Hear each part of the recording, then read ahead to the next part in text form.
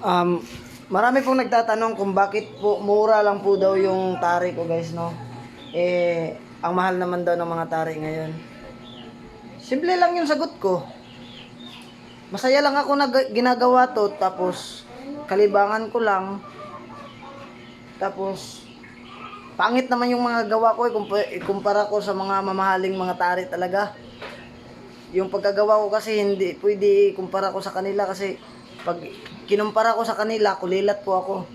Pangit po yung pagkagawa kasi sa garol ko guys, yung hindi masyadong pugi tignan. Yun po kasi yung naka-disadvantage po.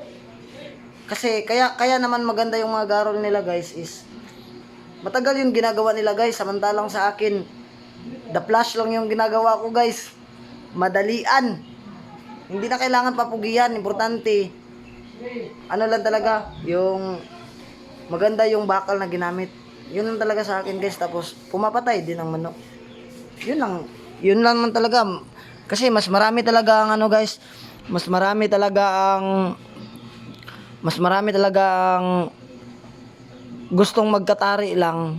Hindi naman kailangan pogi talaga yung forma guys, no?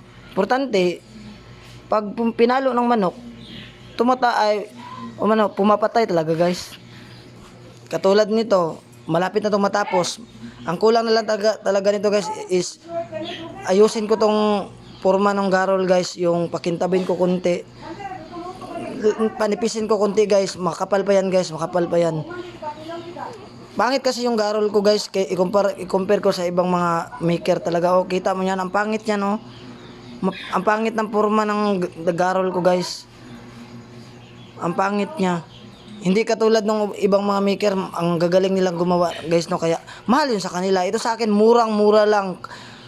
Balik kapital lang to guys. Ginagawa ko lang to kasi may legacy ako. Ang legacy ko, lahat ng gustong magkaroon ng tari na walang pambili, dito kayo kumuha sa akin. Murang-mura lang. Pangmasa lang, halos wala po akong ginansya niyan. 40 pesos, yan lang po yung ginansya ko. Ito po yung update ng garol ko guys, no? Ang pangit po ng garol ko guys. Kailangan pa po ito po linisan. Kailangan pa pugihin pa. Doon ko inaano guys, yan. Yun lang muna. Maraming salamat.